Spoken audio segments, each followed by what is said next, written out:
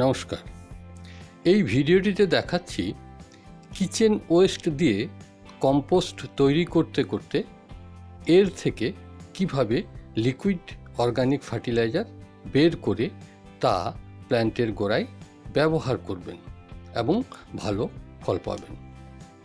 এখানে দেখছেন একটি গামলার মধ্যে রয়েছে বেশ কিছু কিচেন ওয়েস্ট, অর্থাৎ বিভিন্ন ধরনের সবজির খোসা এবং বিভিন্ন ধরনের ফলের খোসা।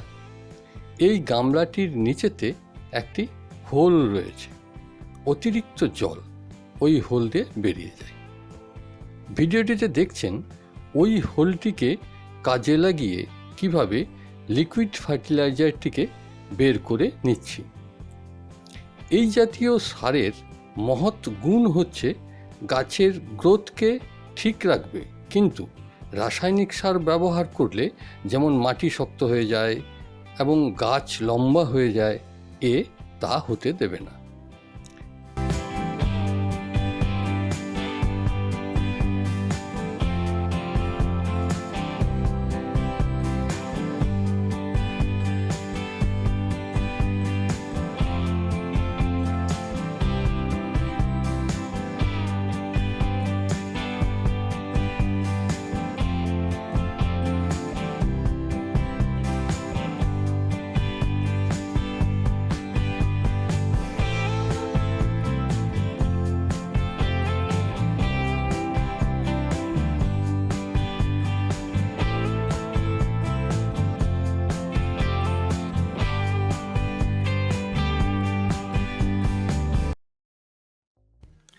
এখানে দেখছেন জেসমিন প্ল্যান্টগুলি লম্বা এবং আগোছালো হয়ে আছে, ফুল ধরতে শুরু করেছে।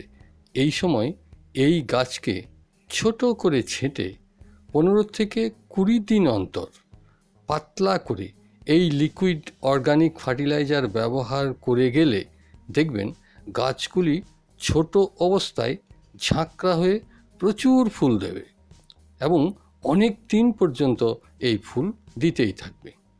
এই ভিডিওটি শেষ পর্যন্ত ওয়াচ করুন, তাহলেই বুঝতে পারবেন।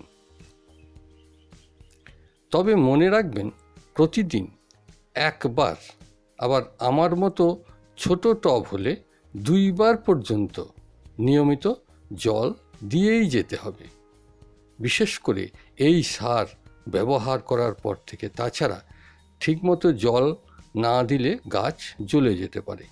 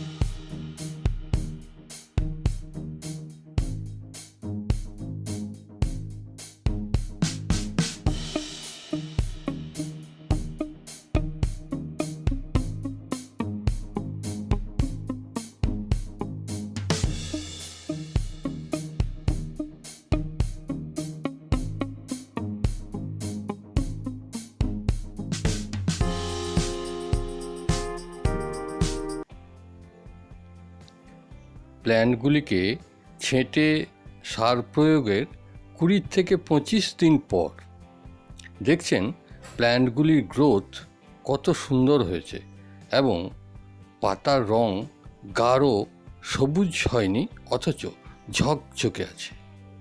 প্রচুর ফুলের কুঁড়িও এসে গেছে।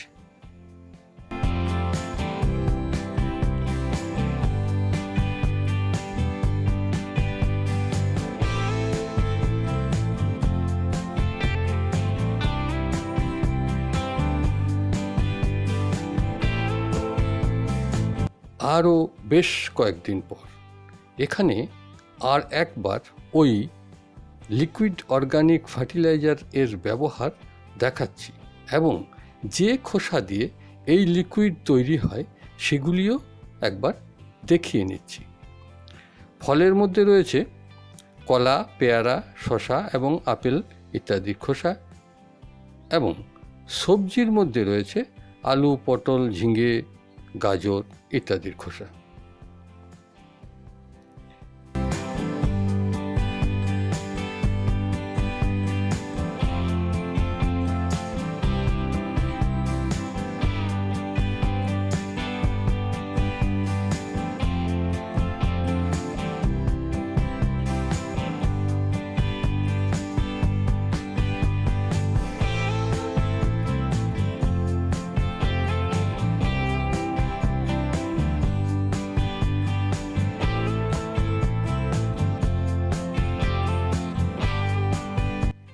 এই ফুলগুলি শেষ হয়ে গেলে আবার নতুন পাতা বের হবে এবং তাতে প্রচুর ফুল হবে। এভাবে বারবার হতে থাকবে। ফুল ফোটার সময় রাত্রে টবগুলিকে বাড়ির ভেতরে রাখলে গোটা বাড়ি গন্ধে ম ম করবে। তবে মনে রাখবেন, দিনের বেলায় গাছগুলিকে অবশ্যই রোদের আলোতে নিয়ে আসতে হবে। তা না হলে এই কুঁড়িগুলি আর ফুটবে না, কুঁড়িগুলি কুঁড়ি অবস্থাতেই খসে যাবে। কারণ এই গাছের রোদের আলো খুবই গুরুত্বপূর্ণ।